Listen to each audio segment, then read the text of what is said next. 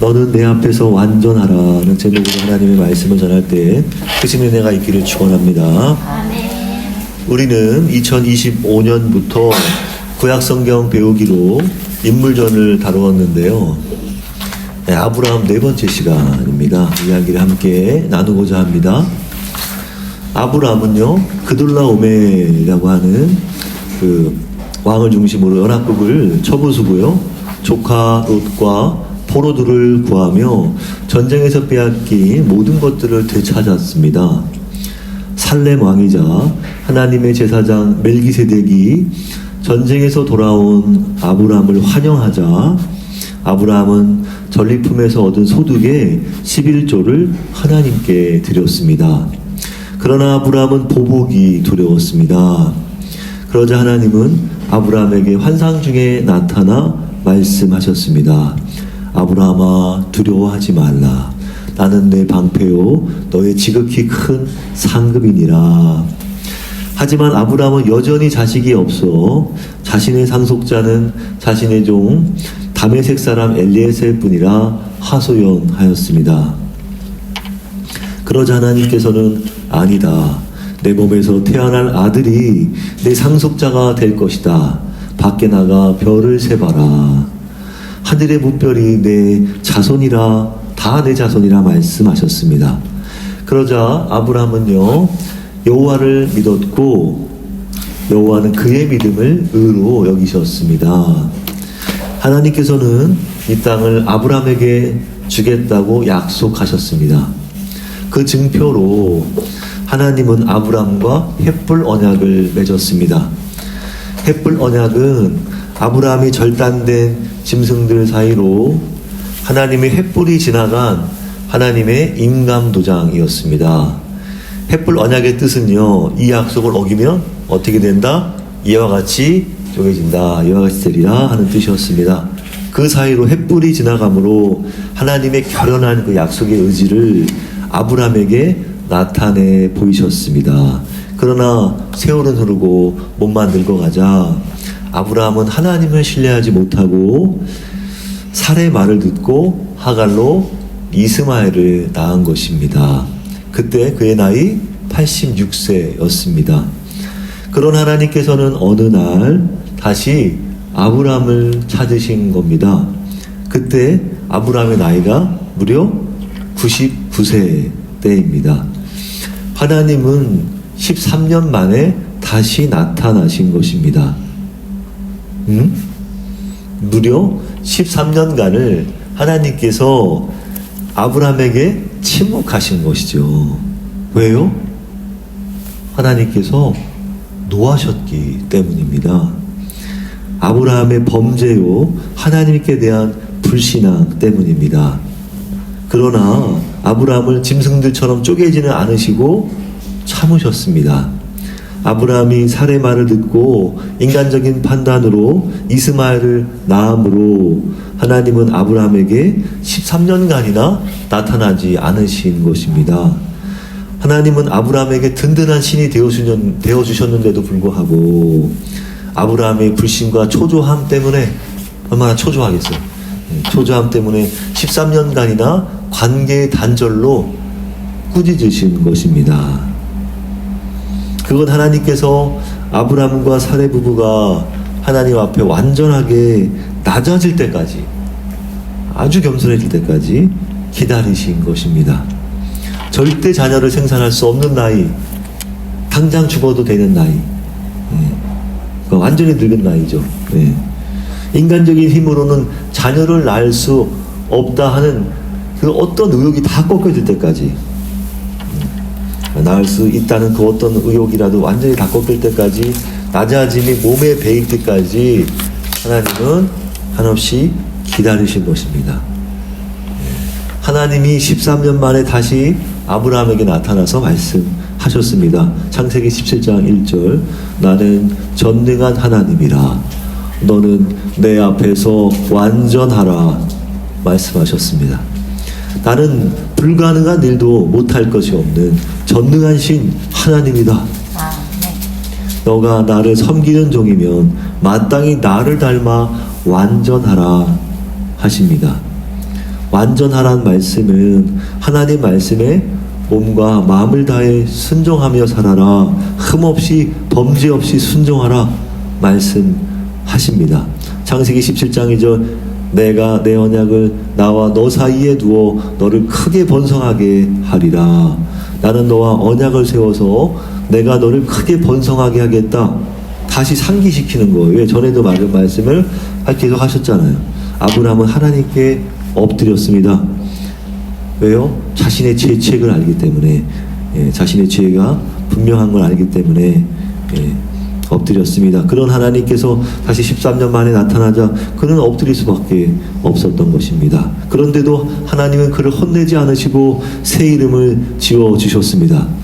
새 이름을 주심은 과거를 버린 새 존재로, 새 피조물로 부르신 것입니다. 그 이름은 여러 민족의 아버지라는 뜻, 아브라함입니다. 여러 민족의 아버지, 한 민족의 아버지가 아니라 여러 민족의 아버지. 창세기 17장 4, 5절 보라 내 언약이 너와 함께 있으니 너는 여러 민족의 아버지가 될지라. 이제 후로는 내 이름을 아브라함이라 하지 아니하고 아브라함이라 하리니 이는 내가 너를 여러 민족의 아버지가 되게 함이니라. 내 이름대로 너를 그저 큰 민족을 이루는 아버지가 아니라 더 큰 열국의 아버지가 되게 하신다 말씀하십니다. 여러 민족의, 여러 나라들의 아버지가 되게 하신다. 자식이라고는 첩을 통해서 얻은 이스마엘이 전부인데도 너를 열국의 아버지라 이름하라 하시는 거예요. 미리. 이게 하나님의 스타일이에요. 미리. 너가 받은 줄로 알고 그렇게 여겨라. 영생도 마찬가지예요. 지금 우리가 영원 생명을 얻은 게 아닌데도 받은 것처럼 약속을 받은 거, 약속은 받았잖아요. 그렇게 구원의 상속자가 되지 않았습니까? 우리가 너를 번성하여 내게서 민족들이 나오며 왕들이 나올 것이다. 그러니 너는 나와 언약을 세워 영원한 언약을 삼고 지키라. 그럼 나는 너와 내 후손의 하나님이 되리라. 내가 나그네로 있는 가나안 땅을 주어 영원한 기업이 되게 할 것이다. 그러니 그 언약의 증표로 내 집안의 남자는 모두 할례를 행하라. 자유인이든 돈으로 산 자든 내 후손도 전부 8일 만에 할례하라. 내 언약이 너희 살 속에 새겨진 것이니 몸 다해 마음 다해 나를 섬길 것을 할례로 증표하라 하십니다. 네가 나를 섬길 것을 뭘로 증명하겠느냐? 그것을 할례로 증표하라 하시는 거예요. 그러나 할례를 받지 않은 남자는 내 언약을 깨트린 자니 제거된 포피처럼 내 백성에서 끊어버릴 것이다 말씀하십니다. 또 하나님은 아내 사라를 사라로 부르라. 새 이름을 지어 주셨습니다.